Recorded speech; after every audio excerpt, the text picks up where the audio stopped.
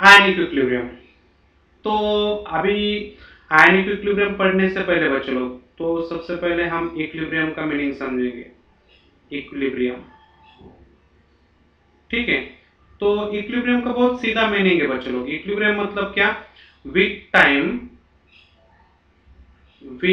Time no change. तो ये तो बहुत ही बेसिक से डेफिनेशन हो गई, बहुत बेसिक से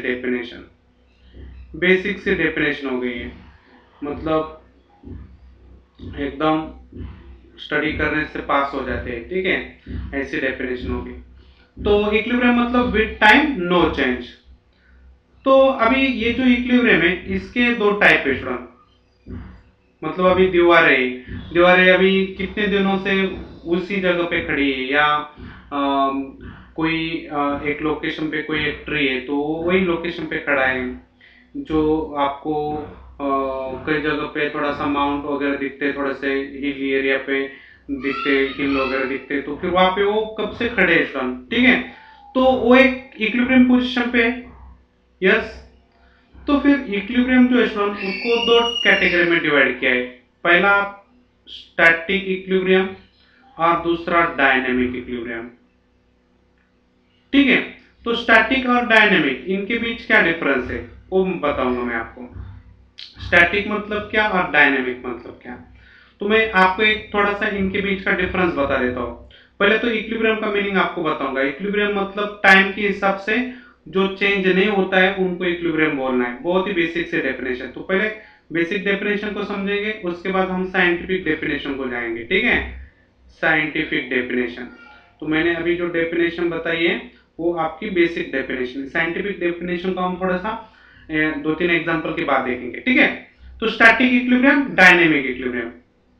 स्टैटिक इक्विलिब्रियम के अंदर क्या होता है बच्चों लोग, कि मान के चलो कि यहाँ पे एक आदमी खड़ा है इस ए पोजीशन पे, यहाँ पे एक आदमी खड़ा है बी पोजीशन पे, यहाँ पे एक आदमी खड़ा है सी पोजीशन पे, यहाँ पे एक आदमी खड़ा है डी पोजीशन पे, ठीक है। तो एक एक आदमी खड़ा है, हर पोजीशन पे एक एक आदमी खड़ा है। और ये आपने देखा, जो टाइम आपने एकदम स्टार्टिंग में लगाया था वो टाइम आप जीरो पकड़ के चलो। मतलब कोई भी एक, आप अभी 5 बजे, तो 5 बजे का जो टाइम है आप टी जीरो मान के चलो, एकदम स्टार्टिंग में आप देख रहे हैं। अभी कुछ 10 मिनट बाद आपने ऐसा देखा, 10 मिनट के बाद, कि यहाँ पे जो आदमी था, ये वाला जो आदमी वो यहाँ पे चला गया, ये वाला आदमी यहाँ पे चला गया, ये वाला आदमी यहाँ पे चला गया, और ये वाला आदमी आगे चला गया, और इस पहले वाली पोजीशन पे कहीं से एक आदमी आ रहा है, ठीक है। तो 10 मिनट बाद भी आपने ये लोकेशन पे, बी लोकेशन पे, सी लोकेशन पे, डी लोकेशन पे एक एक आदमी देखा। फिर आपने कुछ 1 घंटे बाद देखा, तो फिर से आपके आदमी एक एक पोजीशन आगे गए। तो और ये पीछे पीछे वाला आदमी यहाँ पे ए पोजीशन पे आ गया, तो आपका यहाँ पे भी एक आदमी, यहाँ पे भी एक आदमी, यहाँ पे भी एक आदमी, यहाँ पे भी एक आदमी। इसका मतलब क्या है, आपका टाइम चेंज हो रहा है। देखो यहाँ पे 0 टाइम था, एकदम स्टार्टिंग वाला टाइम, तो after 10 minute, after 1 hour, after 1 hour, इस पोजीशन पे, ए वाले पोजीशन पे, बी वाले पोजीशन पे, सी वाले पोजीशन पे, यहाँ पे जो आदमी का नंबर पहले था एकदम स्टार्टिंग में, वही 10 मिनट बाद है, वही 1 आवर बाद है, वही आपका 2 आवर बाद भी है। तो इसको बोला जाता है, ये एक जो कंडीशन है स्टूडेंट, इसको बोला जाता है इक्विलिब्रियम कंडीशन। इसको क्या बोला जाता है स्टूडेंट? Equilibrium condition.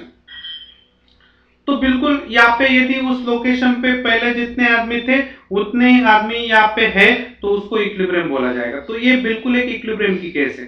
बट हमें समझना क्या है कि स्टैटिक इक्विलिब्रियम और डायनेमिक इक्विलिब्रियम का डिफरेंस, ठीक है। तो ये एक एग्जांपल है, मैं आपको और एक एग्जांपल बताता हूं।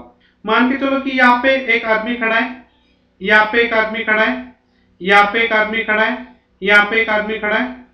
तो फिर ये वाला जो आदमी A B C D, okay, एक एक लोग पोजीशन पे एक एक आदमी, तो ए वाला आदमी बी के पास जा रहा है, एकदम टाइम आपने 0 लगाया, तो एक एक आदमी था। अभी कुछ 10 मिनट बाद क्या किया आपने ऑब्जर्व किया, ए वाला आदमी बी पोजीशन पे गया और बी वाला आदमी ए वाले पोजीशन पे गया। तो आफ्टर 10 मिनट के बाद यहाँ पे आपको, और ये फिर ये सी वाला आदमी डी पोजीशन पे गया और डी वाला आदमी ए वाले पोजीशन पे आ गया। समझ रहे ना? तो यहाँ पे आफ्टर 10 मिनट पहले भी आपका हर पोजीशन पे एक आदमी था और 10 मिनट बाद भी हर पोजीशन पे एक आदमी है। तो फिर ये भी एक इक्विलिब्रियम की केस है, ये भी एक इक्विलिब्रियम की केस है। समझ रहे ना? तो ये भी एक इक्विलिब्रियम की केस है। तो दोनों इक्विलिब्रियम के अंदर डिफरेंस क्या है स्टूडेंट? यहां पे ये जो आपकी ये फर्स्ट केस है student, this is the case number 1 और this is the case number 2। ये आपकी केस नंबर 2 है। तो फिर पहली वाली केस और दूसरी वाली केस में डिफरेंस क्या है? दूसरी वाली केस में ए पोजीशन से आदमी बी पोजीशन तक जा रहा है और बी पोजीशन से फिर से आदमी आपका ए पोजीशन पे आ रहा है, भले वो दूसरा हो बट दूसरा आदमी वहां पे आ रहा है। मतलब यहाँ पे एक्सचेंज हो रहा है, आदमियों का एक्सचेंज हो रहा है। तो जब यहाँ पे एटम का एक्सचेंज हो, मॉलिक्यूल का एक्सचेंज हो, आदमी का एक्सचेंज हो, यहाँ पे एक्सचेंज पे आपको डायनेमिक इक्विलिब्रियम बोलना है, डायनेमिक इक्विलिब्रियम। और यहाँ पे आदमी आगे आगे जा रहे, एक्सचेंज नहीं हो रहा है, नो एक्सचेंज। तो ये वाली केस को आपको स्टैटिक इक्विलिब्रियम बोलना है, स्टैटिक इक्विलिब्रियम बोलना है। तो सबसे पहले आपको यह समझना है बच्चों लोग कि स्टैटिक इक्विलिब्रियम और डायनेमिक इक्विलिब्रियम, यहाँ पे आपको क्या ध्यान में रखना है? डायनेमिक में एक्सचेंज होता है और स्टैटिक में एक्सचेंज नहीं होता है। एक्सचेंज मतलब ए का बी पे जाना और बी का ए पे आना। तो ए जहां पे जा रहा है वहीं से आपका ए की तरफ भी कोई आ रहा है, तो इसको बोला जाता है एक्सचेंज। समझ रहे? तो स्टैटिक इक्विलिब्रियम और डायनेमिक इक्विलिब्रियम, इन दोनों को भी आप डिफरेंस पॉइंट ऑफ व्यू समझ गए बच्चों लोग? ठीक है। तो स्टैटिक इक्विलिब्रियम, डायनेमिक इक्विलिब्रियम समझना बहुत इंपॉर्टेंट है। यस। तो अभी यहाँ पे हम समझेंगे क्या बच्चों लोग कि दूसरा जो पॉइंट है हमारा कि जो डायनेमिक, अभी हमारा जो मेन फोकस है स्टूडेंट वो डायनेमिक इक्विलिब्रियम है। स्टैटिक इक्विलिब्रियम में तो हमारा कोई इंटरेस्ट है ही नहीं, वहां पे कोई चेंज हो ही नहीं रहा है, हम तो केमिकल रिएक्शन देखने वाले हैं, वहां पे तो आपका चेंज होता है। तो यहाँ पे स्टैटिक इक्विलिब्रियम के अंदर वो पहले से जा पे वहीं पे वो कहीं जा ही नहीं रहा है, तो हमारा इंटरेस्ट स्टैटिक इक्विलिब्रियम में बिल्कुल नहीं है। हमारा पूरा जो इंटरेस्ट है स्टूडेंट वो किसके अंदर है बच्चों लोग? किसके अंदर है बच्चों लोग? ये डायनेमिक इक्विलिब्रियम के अंदर है। पूरा इंटरेस्ट हमारा डायनेमिक इक्विलिब्रियम के अंदर है। ठीक है। तो चलो अभी डायनेमिक इक्विलिब्रियम को हम फोकस करने वाले हैं। ठीक है। तो मैं यहाँ पे लिखता हूं डायनेमिक इक्विलिब्रियम, डायनेमिक इक्विलिब्रियम। तो यस, ये जो डायनेमिक इक्विलिब्रियम है बच्चों लोग, तो ये डायनेमिक इक्विलिब्रियम आपका कौन कौन सा है? यहाँ पे केमिकल इक्विलिब्रियम है, केमिकल इक्विलिब्रियम। दूसरा आपका आयनिक इक्विलिब्रियम,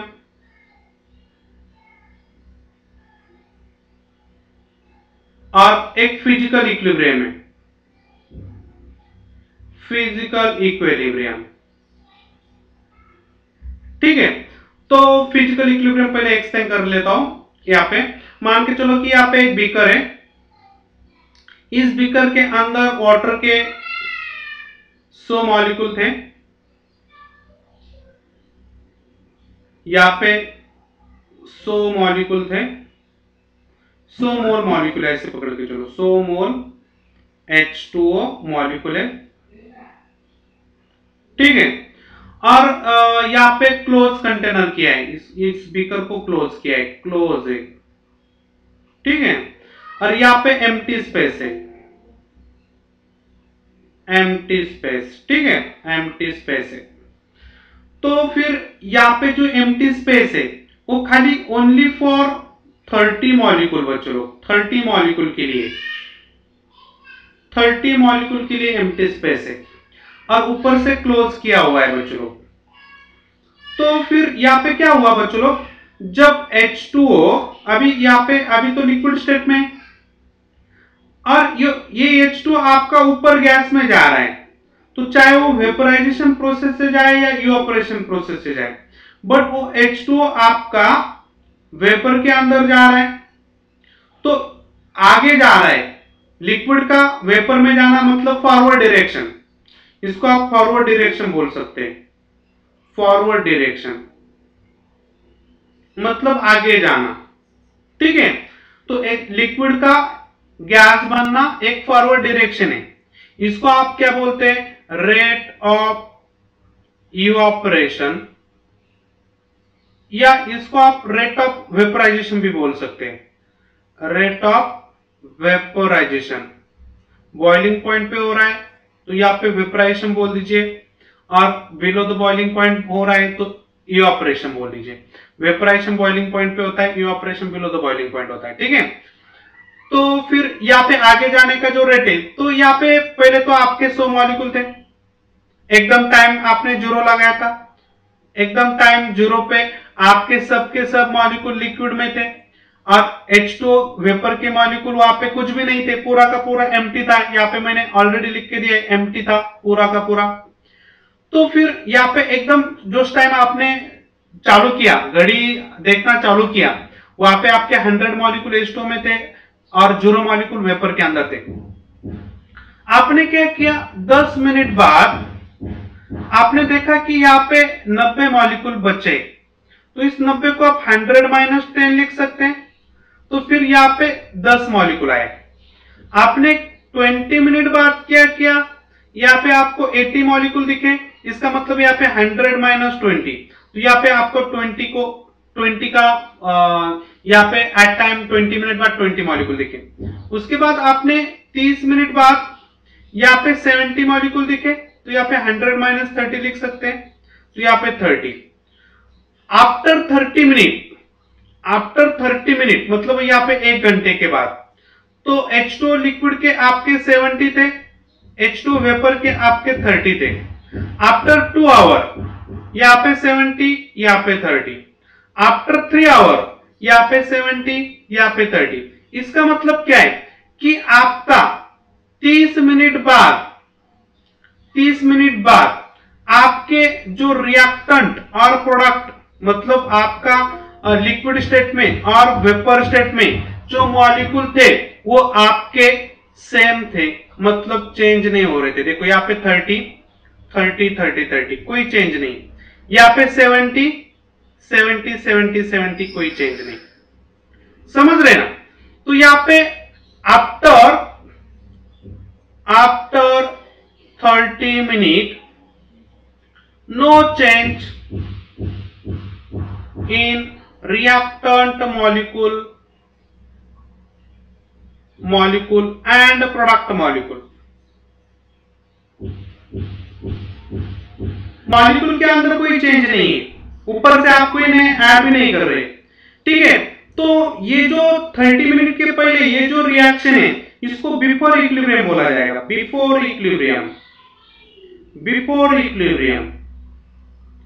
और 30 मिनट बाद ये जो केस बन रही है ये आपकी आफ्टर इक्विलिब्रियम,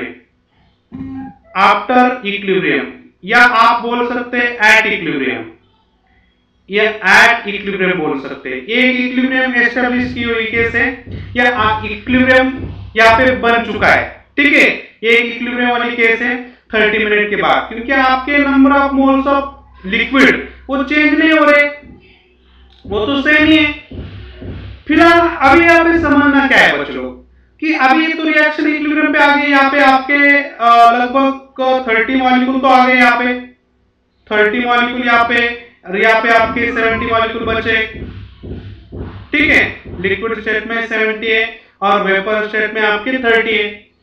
अभी फिर ये लिक्विड मॉलिक्यूल ने ऊपर यहाँ पे आप देख सकते हैं कि यहाँ पे 100 थे, यहाँ पे 0 थे, तो यहाँ पे आपके लिक्विड वेपर में जा रहे थे, बट इक्विलिब्रियम के बाद लिक्विड का वेपर में जाना बंद हो गया क्या? फिर लिक्विड का वेपर में जाना बंद हो गया क्या? तो यहाँ यहाँ पे क्वेश्चन क्या है, तो यहाँ पे लिक्विड ने वेपर पे जाना बंद नहीं किया बच्चों। यदि लिक्विड के दो मॉलिक्यूल ऊपर जाए तो समझ लो बच्चों ऊपर के भी दो मॉलिक्यूल नीचे आएंगे। तो यहां पे क्या हो रहा है कि रेट ऑफ फॉरवर्ड डायरेक्शन, यदि दो मॉलिक्यूल ऊपर जाए तो दो नीचे भी आएंगे। नीचे आना मतलब रेट ऑफ बैकवर्ड डायरेक्शन,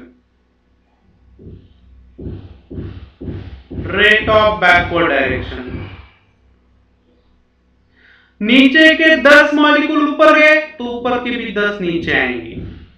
मतलब आगे जितने मॉलिक्यूल जाएंगे उतने ही पीछे आ रहे, तो इसको बोला जाता है इक्विलिब्रियम। आगे जाने का जो रेट है वही पीछे आने का रेट है, और जिस स्पीड से वो फॉरवर्ड डायरेक्शन से जाएंगे, यदि वो 120 किलोमीटर पर आवर की रेट से ऊपर जा रहे तो ऊपर से नीचे भी वो 120 किलोमीटर पर आवर से आएंगे। यदि वो बहुत स्लोली ऊपर जा रहे, बच्चों, तो समझ लो बच्चों, यदि ये बहुत स्लो ऊपर जा रहे तो ऊपर के भी बहुत स्लो नीचे आएंगे। आप रेट ऑफ फॉरवर्ड डायरेक्शन जिस स्पीड से चल रहा है वही स्पीड से आपका रेट ऑफ बैकवर्ड डायरेक्शन रहेगा। ये आपको समझना पड़ेगा यहाँ पे। यदि rate of forward direction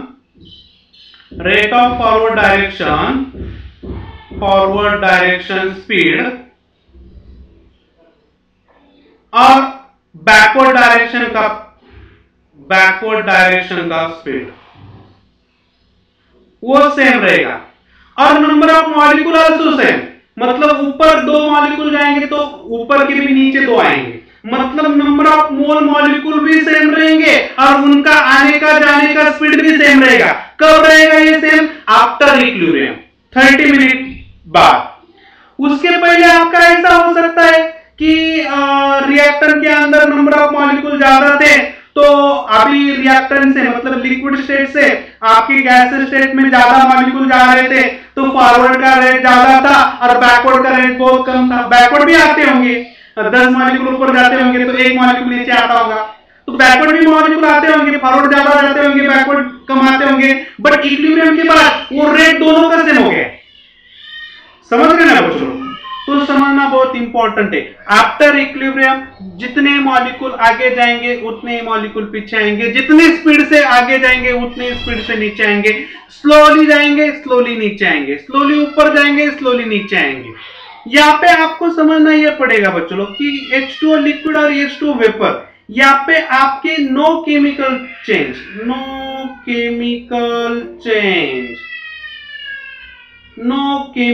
change, तो इसलिए इसको फिजिकल इक्विलिब्रियम, यहाँ पे ओनली फिजिकल स्टेट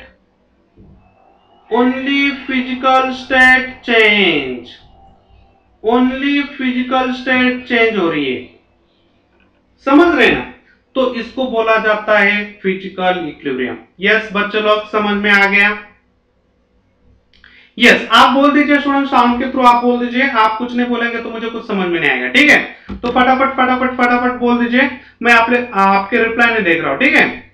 चलो फटाफट कमेंट बॉक्स, अभी कमेंट बॉक्स के अंदर कोई टाइप नहीं करेगा बच्चों कि हम जो इक्विलिब्रियम पढ़ने वाले हैं, ठीक है? देखो अभी हमें देखना क्या है बच्चों लोग, केमिकल इक्विलिब्रियम, ठीक है? Chemical equilibrium.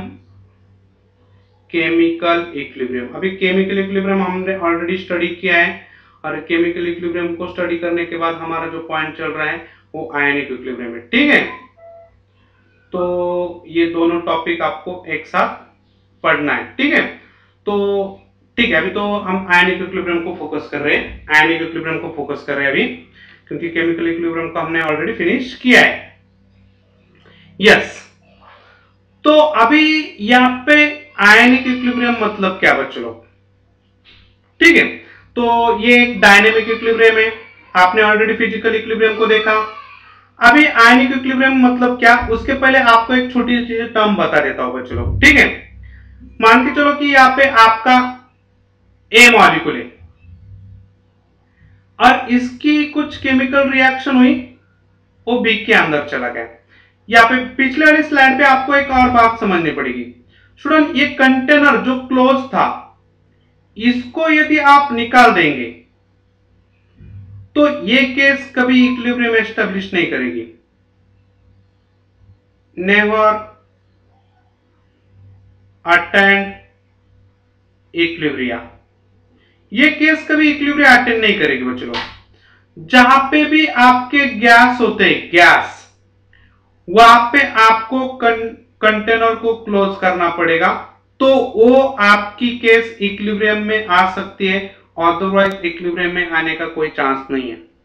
यदि गैस है तो या तो रिएक्टेंट गैस है, नहीं तो प्रोडक्ट गैस है, समझना है बच्चों लोग। हाँ, यदि गैस है तो उसको क्लोज ही करना पड़ेगा। यदि आप क्लोज नहीं करेंगे तो खाली फॉरवर्ड डायरेक्शन में, फॉरवर्ड डायरेक्शन में, फॉरवर्ड डायरेक्शन में, फॉरवर्ड डायरेक्शन में, फॉरवर्ड डायरेक्शन में चलते रहे, क्योंकि यदि प्रोडक्ट के अंदर गैस है तो वो सीधा सीधा है, प्रोडक्ट बनेगा, गैस ऊपर जाएगा, प्रोडक्ट बनेगा, सीधा ऊपर जाएगा, प्रोडक्ट बनेगा, सीधा ऊपर जाएगा, समझ रहे। और रिएक्टेंट गैस ले रहे आप तो फिर वहां पे तो आपका प्रोडक्ट में जाने का कुछ चांस ही नहीं है, ठीक है, क्योंकि सीधा है आपका रिएक्टेंट। यदि आप गैस ले रहे हैं तो उड़ता जाएगा, रिएक्टिंग स्पीसीज उसके अंदर रिएक्ट कितने रेट से होगा वो पता नहीं है, यदि होता है तो थोड़ा बहुत प्रोडक्ट के अंदर जाएगा, बाकी उड़ जाएगा, समझ रहे ना।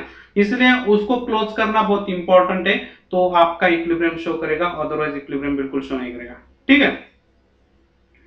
यस, अभी यहाँ पे हम समझेंगे क्या बच्चे लोग, देखो यहाँ पे हम समझेंगे क्या, यदि आप इसके 10 मोल ले रहे, कितने मोल, 10 मोल, तो ये जो 10 मोल थे एकदम आपने इनिशियल पे लिए थे, तो T0 मतलब आप इसको बोलो इनिशियल, ओके, आप इसको इनिशियल बोलो, इनिशियल।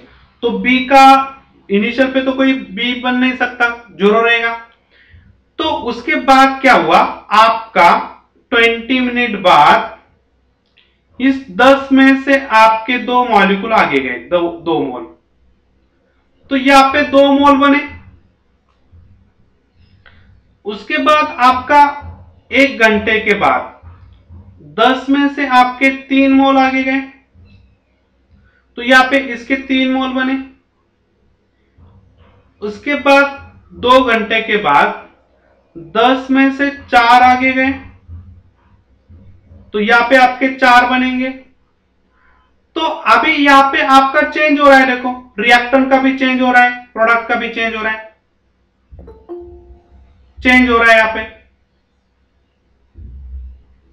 बट आपने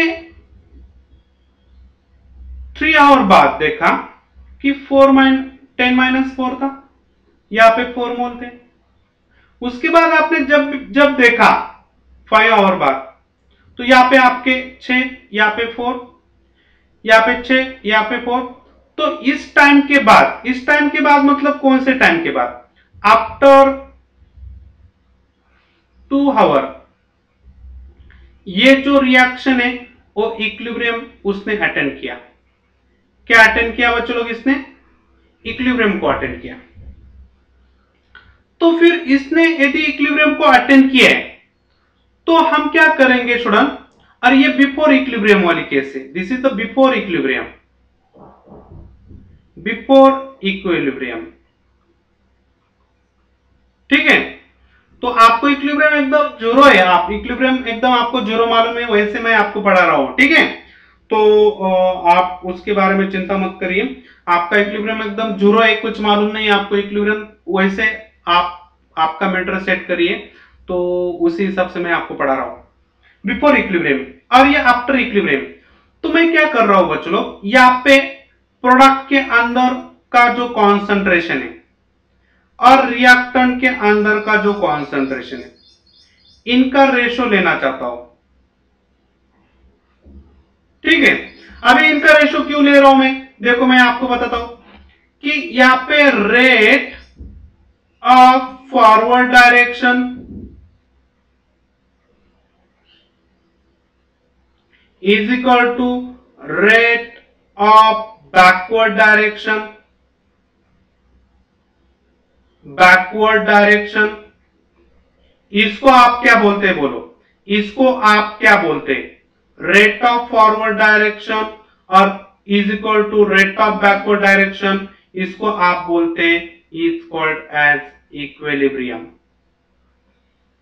इसको आप इक्विलिब्रियम बोलते हैं कि नहीं? यस, इसको आप बिल्कुल इक्विलिब्रियम बोलेंगे। तो आगे जाने का rate of forward direction, rate of forward direction, आगे जाने का जो रेट है वो किसके ऊपर डिपेंड है? नंबर ऑफ मोल्स या कॉन्सेंट्रेशन ऑफ रिएक्टेंट। क्योंकि रिएक्टेंट की कॉन्सेंट्रेशन ज्यादा रहेगा तो वो आगे ज्यादा जाएगा, मतलब रिएक्टिंग स्पीसीज का नंबर ज्यादा रहेगा तो आगे जाने का मतलब बी में जाने का रेट भी ज्यादा रहेगा। तो रेट ऑफ फॉरवर्ड ये किसके ऊपर डिपेंड है? Concentration of reactant raise to power their stoichiometry. इसको बोला जाता है लॉ ऑफ मास एक्शन। इसको बोला जाता है लॉ ऑफ मास एक्शन, कि जो जहां पे मतलब आप फॉरवर्ड डायरेक्शन देख रहे हैं तो यहाँ पे rate of forward direction is directly proportional to concentration of reactant raise to power their stoichiometry. यहाँ पे ए की स्टोइचियोमेट्री स्मॉल ए, बी की स्टोइचियोमेट्री स्मॉल बी। और फिर rate of backward direction, rate of backward direction, rate of backward direction, rate of backward direction वो किसके ऊपर depend रहेगा? पीछे आने का रेट किसके ऊपर डिपेंड रहेगा? Concentration of B rise to power B.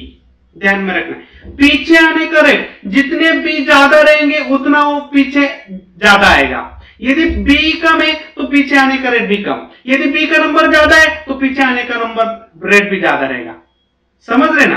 तो हमें ये समझना पड़ेगा अभी रेट। अब यहाँ पे डायरेक्टली प्रोपोर्शनल साइन है तो ये डायरेक्टली प्रोपोर्शनल साइन हटा देंगे तो फिर यहाँ पे केस क्या बनेगी? देखो सुनो, अभी यहाँ पे मैं लिख रहा हूं, हाँ, तो इसको लॉ ऑफ मास एक्शन बोल सकते हैं। This is the law of mass action, law of mass action,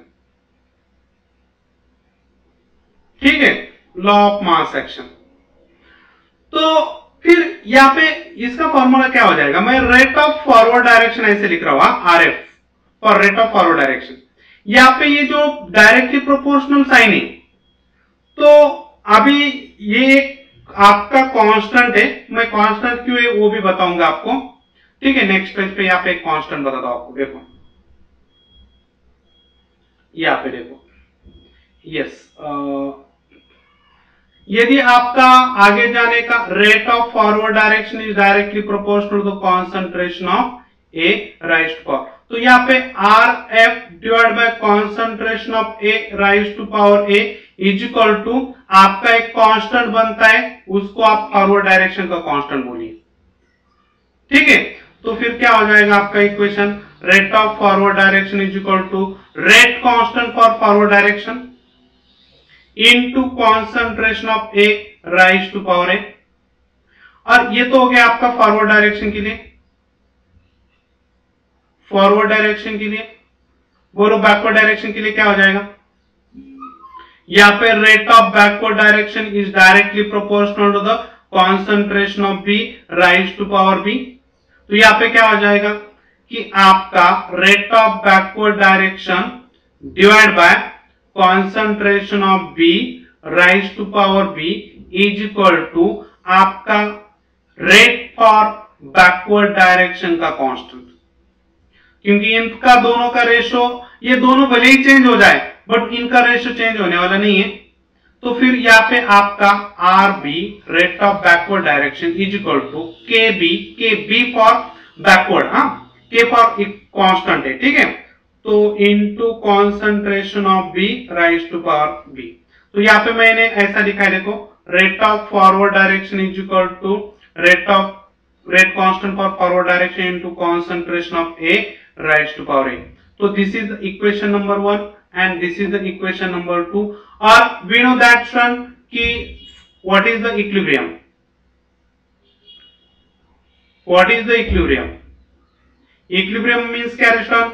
Rate of forward direction, rate of forward direction is equal to rate of backward direction rate of backward direction, rate of backward direction. तो फिर यहाँ पे rate of forward direction क्या है student? Rate of forward direction क्या है? This is the rate of forward direction, ये आपका रेट ऑफ फॉरवर्ड डायरेक्शन है और ये आपका रेट ऑफ बैकवर्ड डायरेक्शन है, रेट ऑफ बैकवर्ड डायरेक्शन। तो फिर यहाँ पे रेट ऑफ फॉरवर्ड डायरेक्शन क्या है? K F into concentration of A rise to power A is equal to rate of backward direction क्या है? K B into concentration of B rise to power B. समझ रहे ना? तो फिर हम करेंगे क्या बच्चों लोग, यहाँ पे आप करेंगे क्या कि ये जो आपका कॉन्सेंट्रेशन ऑफ ए जो है स्टूडेंट, तो ये आप यहाँ पे डिनोमिनेटर में लाएंगे, मतलब डिवाइड करेंगे। तो यहाँ पे के एफ और ये के बी यहाँ पे डिवाइड करेंगे, K B is equal to concentration of B rise to power B divide by concentration of A rise to power A. तो यहाँ पे आपका concentration of product, concentration of product rise to power their stoichiometry divide by concentration of reactant rise to power their stoichiometry is equal to the rate constant for forward direction divided by rate constant of backward direction. So this rate constant for forward direction divided by rate constant of backward direction is called as equilibrium constant, is called as equilibrium constant. ये ratio change होने वाला नहीं है और this is equilibrium constant K और concentration देख रहे हैं तो यहाँ पे कॉन्सेंट सी साइन लगाएंगे क्योंकि यहाँ पे प्रोडक्ट और रिएक्टेंट का कॉन्सेंट्रेशन देख रहे हैं। तो यहाँ पे आपका क्या हो जाएगा बच्चों लोग, प्रोडक्ट का कॉन्सेंट्रेशन डिवाइड बाय रिएक्टेंट का कॉन्सेंट्रेशन, उनकी पावर में स्टोइचियोमेट्री लगाएंगे और ये आपका केसी हो जाएगा इक्विलिब्रियम कांस्टेंट। और केसी इज इक्वल टू क्या होता है, फॉरवर्ड डायरेक्शन का constant divide by backward direction का कांस्टेंट, ध्यान में रखना है। यस तो बोलो कितने सारे बच्चों के दिमाग में गया? यस तो अभी आपके नोटबुक ये सब नोट करना है बच्चों लोग, हाँ, क्योंकि मुझे नेक्स्ट केमिकल काइनेटिक टॉपिक भी पढ़ाना है। तो केमिकल काइनेटिक के अंदर ये सब बातें आने वाली स्टूडेंट। तो ये जो लॉ है स्टूडेंट, यहाँ पे ये जो लॉ है इस लॉ को बोला जाता है law of mass action, law of mass action. Law of mass action के अंदर क्या होता है कि कोई केमिकल रिएक्शन फॉरवर्ड डायरेक्शन में जा रही है तो उसका आगे जाने का जो रेट है वो आपका concentration of reactant raise to power their stoichiometry. Okay तो ध्यान में रखना है लॉ ऑफ मास एक्शन। तो बिल्कुल अभी ये हमें केमिकल काइनेटिक में जाने वाला है स्टूडेंट, केमिकल काइनेटिक, तो उसके हिसाब से इसको देखना है हमें, ठीक है। Yes law of mass action ध्यान में रखना है क्योंकि वहां पे आपका रेट लॉ होता है, यहाँ पे आपका रेट के लिए लॉ ऑफ मास एक्शन है। तो वहां पे भी रेट है, यहाँ पे भी रेट है, तो वहां पे जो रेट है वो क्या है, यहाँ पे जो रेट है वो क्या है, वो डिफरेंस हम केमिकल काइनेटिक के अंदर देखेंगे, ठीक है। यस तो अभी बोलो कितने सारे बच्चों को दिमाग में गया? यस बच्चों लोग, यस जो रेशो होता है यहाँ पे उसकी स्टोइचियोमेट्री लगाएंगे, ठीक है, यहाँ पे उसकी स्टोइचियोमेट्री, और ये जो रेशो होता है ये आपका इक्विलिब्रियम कांस्टेंट होता है, ठीक है। तो इक्विलिब्रियम कांस्टेंट ये डज नॉट चेंज विथ, ध्यान में रखना है, नोट करना है, हम बहुत सारे बच्चे लोग गलती करते हैं, does not change with changing number of moles, changing number of moles. आप नंबर ऑफ मोल्स भले प्रोडक्ट रिएक्टेंट के चेंज करो बट वो चेंज होने वाला नहीं है, या change with concentration, change with concentration, और खाली ओनली चेंज, तीसरा point, only change when temperature change. Equilibrium constant ध्यान में रखना है, equilibrium constant only change, only depend on temperature, ध्यान में रखना है। इक्विलिब्रियम कांस्टेंट खाली टेम्परेचर पे डिपेंड होता है, बाकी आप कुछ भी चेंज करो कोई चेंज होने वाला नहीं है बच्चों लोग। ओके, तो ये नोट करना है बच्चों लोग, बहुत ही इंपॉर्टेंट है। जैसे टेम्परेचर चेंज होगा वैसे इक्विलिब्रियम कांस्टेंट चेंज होगा, बट आप इक्विलिब्रियम को कांस्टेंट रख रहे हैं, बाकी आप नंबर ऑफ मोल को चेंज करो। मैं एक एग्जांपल पॉइंट ऑफ व्यू यहाँ पे एक्सप्लेन कर देता हूँ आपको कि कैसे नंबर ऑफ मोल या कॉन्सेंट्रेशन चेंज करने से आपका इक्विलिब्रियम कांस्टेंट चेंज होने वाला नहीं है। ठीक है, यहाँ पे आपकी A it gives B और B it gives A, this is the sign of equilibrium. ये आपका एक इक्विलिब्रियम का साइन है। ठीक है, तो यहाँ पे आपने एकदम स्टार्टिंग में इसके 1 मोल लिए, इसका 0, एकदम इसको इनिशियल बोलते हैं। कुछ टाइम बाद ये रिएक्शन इक्विलिब्रियम पे आ गई 1 माइनस, यहाँ पे आपके 3 हो गए, तो यहाँ पे आपके 7 बचेंगे, यहाँ पे 3, तो यहाँ पे आपका इक्विलिब्रियम कांस्टेंट क्या हो जाएगा स्टूडेंट, और 1 लीटर का कंटेनर है। ठीक है, तो 1 लीटर मतलब यहाँ पे कॉन्सेंट्रेशन हो जाएगा प्रोडक्ट का 3/1 और रिएक्टेंट का आपका 7/1, तो ये रेशियो आपका Kc इक्वल टू हो जाएगा 3/7।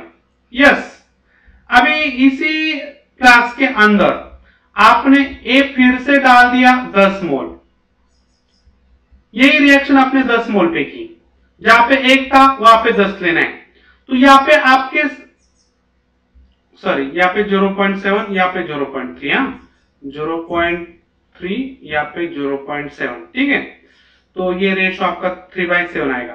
तो यही आपने रिएक्शन 10 मोल पे की एकदम स्टार्टिंग में, और कुछ टाइम बाद यहाँ पे उसके 7 मोल बचे, यहाँ पे इसके 3 मोल बचेंगे, तो यहाँ पे आपका रेशियो फिर से 3/7 आया। आपने भले ही उनका मोल चेंज किया है, बट रेशियो तो वही आ रहा है ना जो पहले आ रहा था। एक ए रिएक्शन है, इस रिएक्शन को फिक्स करना है। यही रिएक्शन आपको बार बार करना है, खाली अलग अलग मोल लेके करना है। तो आप अलग अलग मोल लेके करो, नहीं तो अलग अलग कॉन्सेंट्रेशन लेके करो, आपका रेशियो इक्विलिब्रियम का चेंज होने वाला नहीं है एनी हाउ। समझ में आया? यस, तो नंबर ऑफ मोल चेंज नहीं होगा तो कॉन्सेंट्रेशन भी आप बिल्कुल चेंज नहीं हो सकता। ठीक है, यस, समझ में आ गया बच्चों लोग? ठीक है, ओके, डन। तो यस, तो इक्विलिब्रियम कांस्टेंट खाली टेम्परेचर पे डिपेंड है, ये आपके दिमाग में पक्का है। एकदम क्वेश्चन आएंगे तो बिल्कुल गलती नहीं करना है बच्चों लोग, कैलकुलेशन के अंदर टाइम बिताते हैं और उनको कैलकुलेशन करके भी, यदि कोई बच्चा ऐसा है कि कंसंट्रेशन चेंज कर रहा है और पहले इक्विलिब्रियम कांस्टेंट इतना है, कंसंट्रेशन चेंज किया और अभी इक्विलिब्रियम कांस्टेंट कितना है, तो बच्चे कैलकुलेट करने लगते हैं। इसका मतलब उनके अंदर कंसेप्ट के अंदर कुछ प्रॉब्लम है, क्योंकि कंसंट्रेशन चेंज करने से इक्विलिब्रियम कांस्टेंट चेंज नहीं होता है यदि कंसंट्रेशन यदि टेम्परेचर कांस्टेंट है। ओके, चलो, यस, अभी हमें समझना क्या है, degree of dissociation. Degree of dissociation, degree of dissociation, तो इसका साइन है अल्फा। इसका मैं आपको मीनिंग बता देता हूं। डिग्री ऑफ डिसोसिएशन मतलब क्या, कि हमारे क्लास के अंदर 150 स्टूडेंट है, उसमें से 50 स्टूडेंट पास हो गए, तो अभी पीछे आपके 150 माइनस 50, आगे कितने गए 50, तो ये जो 50 आगे गए बच्चों लोग, इसको हम डिसोशिएट बोलेंगे, डिसोशिएट, या इसको हम डिसोसिएशन बोलेंगे। ये डिसोशिएट हो गया, अभी यहां पे नहीं रहेंगे वो, यहां पे आपके 100 बचेंगे, तो ये अनडिसोशिएटेड है, अनडिसोशिएटेड है। ठीक है, तो फिर अल्फा क्या है? अल्फा मतलब क्या? How many mole dissociate, how many mole dissociate, कितने बच्चे लोग पास हो गए, डिवाइड बाय कितने बच्चे थे, how many moles taken initial, कितने पास हो गए और टोटल एकदम स्टार्टिंग में कितने थे, तो स्टार्टिंग में आपके 150 थे, उसमें से 50 पास हो गए, तो यहाँ पे आपका क्या आएगा बच्चों लोग 1/3 मतलब 0.3। ध्यान में रखना है आपका अल्फा की वैल्यू या तो 1 आएगी नहीं तो <1 आएगी। या तो ऐसा पकड़ के चलो कि पूरे के पूरे बच्चे लोग पास हो गए, एकदम स्टार्टिंग में 150 थे और डिसोशिएट भी 50 हो गए, 150 हो गए, तो आपका अल्फा की वैल्यू 1 आएगी। तो 100% बच्चे लोग पास हो गए, 100% बच्चे लोग डिसोशिएट हो गए। तो यहां पे ध्यान में रखना है कि एक अल्फा की वैल्यू 1 से ज्यादा कभी नहीं रहेगी। 150 बच्चे थे और 200 बच्चे पास हो जाएंगे, ऐसा कभी होगा क्या? बिल्कुल नहीं होगा। इसलिए अल्फा की वैल्यू 1, तो इसका मतलब सीधा है 100% डिसोसिएशन। ध्यान में रखना है अल्फा की वैल्यू 1 है तो इसका मतलब है तो 100% डिसोसिएशन। तो अल्फा का फॉर्मूला बहुत सीधा है कि कितने डिसोसिएट हो गए डिवाइड बाय आपने एकदम स्टार्टिंग में कितने लिए थे। ओके, और अल्फा की वैल्यू कभी 1 से ज्यादा नहीं आएगी। 1 आ गई तो समझ लो 100% डिसोसिएशन हो गया, वहां पे रिएक्टेंट के अंदर कुछ बचने वाला नहीं है। ओके, तो फिर हम परसेंटेज ऑफ डिसोसिएशन का फॉर्मूला ऐसा लिख सकते हैं कि अल्फा इनटू 100। तो ये फॉर्मूला एकदम इंपॉर्टेंट है, इसको हम सॉल्यूशन कोएफिशिएंट के अंदर बिल्कुल देखेंगे। जब हम सॉल्यूशन कोएफिशिएंट आपको पढ़ाएंगे तो उसके अंदर ये फॉर्मूला फिर से याद दिलाएंगे आपको। जैसे मम्मी की याद आएगी वैसे आपको यहाँ पे ये याद करना पड़ेगा बच्चों, ठीक है। तो जब सॉल्यूशन कोएफिशिएंट हमारा चलेगा उसके अंदर हमारा अल्फा और परसेंटेज ऑफ अल्फा, ये फॉर्मूले हमारे फिर से रिवाइज हो जाएंगे बच्चों लोग। फिलहाल अभी इस टॉपिक को फोकस करो, ठीक है। चलो, तो मैं equilibrium, chemical equilibrium, ionic equilibrium इसके टर्म में बोल रहा हूं। जब सॉल्यूशन कोएफिशिएंट पढ़ेंगे उसके अंदर फिर से अल्फा और परसेंटेज ऑफ अल्फा ये थोड़ा सा रिवाइज करके लेंगे, ठीक है। यस, तो अभी यहाँ पे आपको बच्चों लोग यस समझ में आ रहा है बच्चों लोग। तो हमारे दो फार्मूले हो गए, अल्फा इज इक्वल टू क्या? अल्फा इज इक्वल टू आपका how many mole dissociate, how many mole dissociate divide by total number of mole, total number of moles taken initially. Yes, अभी अल्फा का और एक फॉर्मूला क्या है? Okay, मतलब आपने 150 स्टूडेंट में से 50 स्टूडेंट आगे गए, पास हो गए। यस, तो एक 150 मोल या और ये 50 मोल या मोल के टर्म में बोलेंगे भैया। तो एक मोल जब आप लेंगे तो उसमें से आगे कितने हो जाएंगे, पास कितने हो जाएंगे, डिसोशिएट कितने हो जाएंगे। तो ये क्रॉस मल्टीप्लिकेशन करना है। मतलब यहाँ पे अल्फा मतलब एक मोल के पीछे कितने मोल बच्चे पास हो रहे, तो यहाँ पे आपका 0.33 मोल पास होने वाले पर मोल is called as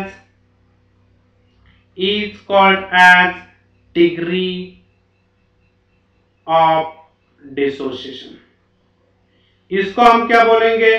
degree of dissociation बोलेंगे। डिग्री ऑफ डिसोसिएशन का मतलब समझो और डिसोसिएशन का मतलब समझो। डिसोसिएशन इसका मतलब है कितने डिसोशिएट हो गए। अभी मैं पूछता हूं कि how many mole dissociate, how many mole dissociate, dissociate, तो इसका आंसर है 50 मोल डिसोशिएट। बट मैं पूछता हूं कि what is the degree of dissociation, degree of dissociation, degree of dissociation कितना है? तो 0.3। ध्यान में रखना है डिसोसिएशन अलग है, डिसोसिएशन में उसका टोटल नंबर ऑफ मोल होता है और डिग्री ऑफ डिसोसिएशन में एक मोल के पीछे कितना डिसोसिएट हो रहा है ये होता है। ध्यान में रखना है। तो यही डिफरेंस आपको समझना है। बेसिक तो चीज यही है बच्चों, क्योंकि एंट्रेंस एग्जाम में क्वेश्चन बहुत इजी आएंगे। डिसोसिएट कितने हो रहे हैं? या आपका डिग्री ऑफ डिसोसिएशन कितना है। बच्चों लोग डिसोसिएशन और डिग्री ऑफ डिसोसिएशन को सेम मानते हैं, बिल्कुल सेम नहीं है बच्चों लोग।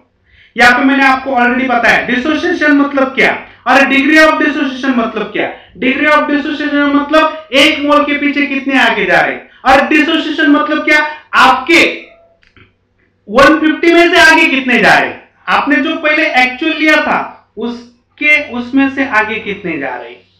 और डिग्री ऑफ डिसोसिएशन मतलब एक मोल के पीछे आगे कितने जा रहे हैं, एक फिक्स है यहाँ पे एक फिक्स है,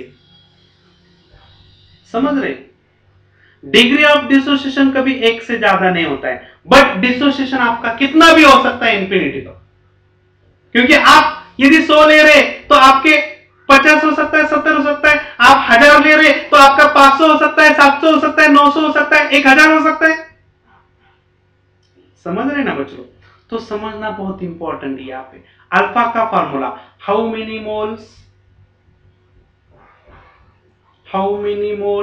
डिसोशिएट पर मोल, ये दोनों फॉर्मूले का आंसर आपका सेम आएगा, सेम मीनिंग है इसका। ओके, तो जो लोग दोनों को समझ रहे हैं इसका मतलब वो कॉम्पिटिटिव का अप्रोच बिल्कुल उसके माइंड में है, ठीक है। तो कोई एक फॉर्मूला, आप पर्टिकुलर फॉर्मूले को मत स्टिक हो जाइए, आपको एक 3 डायमेंशनल देखना पड़ेगा, ठीक है। फिलहाल तो दोनों का मीनिंग एक ही है। यस बच्चों लोग समझ में आ रहा है, यस। तो डिग्री ऑफ डिसोसिएशन सबको समझ में आया, अल्फा की वैल्यू कभी एक से ज्यादा नहीं होगी और percentage of alpha is equal to alpha into 100 होता है, ठीक है। और डिग्री ऑफ इक्विलिब्रियम कांस्टेंट जो होता है तो वो खाली ओनली टेम्परेचर डिपेंडेंट है, ओके। और कॉन्सेंट्रेशन, प्रेशर ये चेंज करने से वो बिल्कुल चेंज होने वाला नहीं है, ठीक है। तो यस बोलो, अभी आज का लेक्चर समझ में आया बच्चों लोग, यस।